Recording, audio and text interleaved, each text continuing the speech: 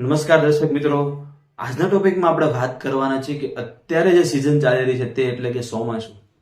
આ ઋતુની અંદર ઘણા બધા બાળકો છે, કહેવાય તો મોટા પ્રમાણની અંદર બાળકો છે એ બીમાર પડતા આપણને જોવા મળતા હોય છે, જેની અંદર ખાસ કરીને શરદી, ઉધરસ, સળખ્યામ અને મોટા ભાગે તાવ પણ આવી જતો હોય છે.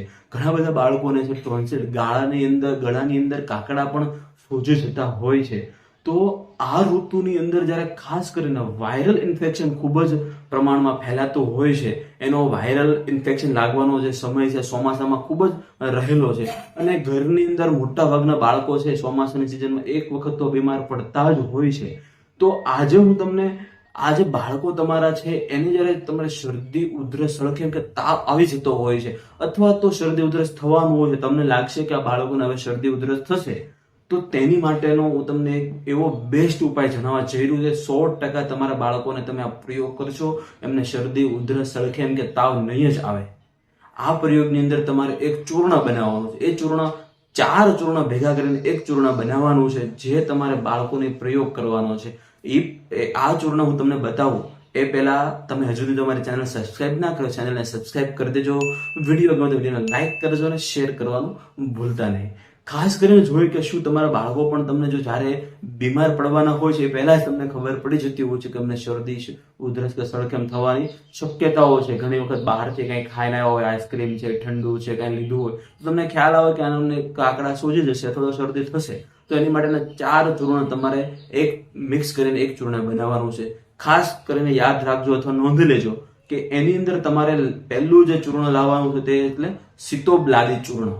સીતોપલાદી ચૂર્ણ કોઈ પણ તમને આયુર્વેદિક મેડિકલ સ્ટોર હશે એમાં તમને મળી જશે. તમારે 100 ગ્રામ સીતોપલાદી ચૂર્ણ પહેલું ચૂર્ણ લાવવાનું છે. ત્યાર પછી બીજું લાવવાનું છે જેઠી મધ, એને આપણે યષ્ટિ મધુ પણ કહીએ છીએ. આ ચૂર્ણ પણ આયુર્વેદની દુકાને તમને મળી જશે. એ ચૂર્ણ પણ 100 ગ્રામ લાવવાનું છે. ત્યાર પછી મિત્રો છે અરડુસી. અરડુસીને આયુર્વેદ ભાષામાં વાસા પણ કહેવામાં આવે છે. આ અરડુસી છે એ 50 ગ્રામનું ચૂર્ણ લાવવાનું છે. અરડુસીનું ચૂર્ણ છે એ 50 ગ્રામ લાવવાનું છે.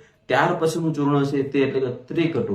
ત્રિકટુની અંદર આપણે સૂંઠ, મરી અને પીપર, જેને આપણે આયુર્વેદની અંદર અને 3 તીખા રસ નો સમૂહ કહેવામાં આવે છે, એટલે કે ત્રિકટુ. આ ત્રિકટુ છે એ 25 ગ્રામ લેવાનું છે.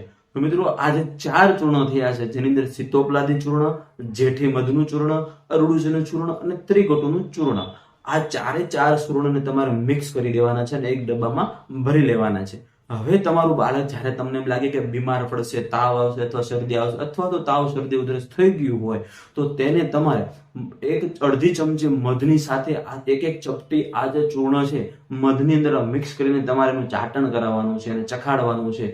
અડધી ચમચી જેટલું એમને ખવડાવી દેવાનું છે. સવાર અને સાંજે 2 ટાઈમ આ પ્રયોગ કરવાનો છે. આનાથી મિત્રો તમને 100% તમારું બાળક બીમાર નહીં પડે, શરદી, ઉધરસ પણ નહીં થાય.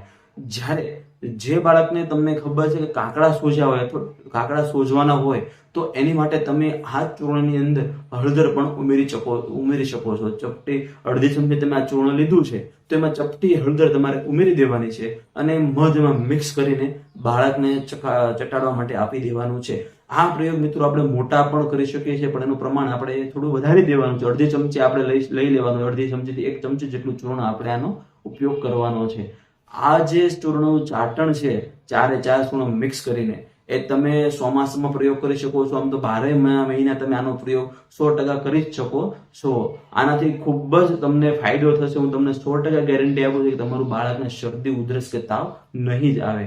તો મિત્રો, તમને જો આ વિડીયો ગમે તો વિડીયોને લાઈક કરજો અને શેર કરવાનું ભૂલતા નહીં, જેથી કરીને બીજા લોકો પણ આનો લાભ લઈ શકે. આવા જ ઇન્ટરેસ્ટિંગ ટોપિક જોવા માટે ચેનલને સબસ્ક્રાઇબ કરજો અને બેલ આઇકોનને ખાસ દબાવી દેજો.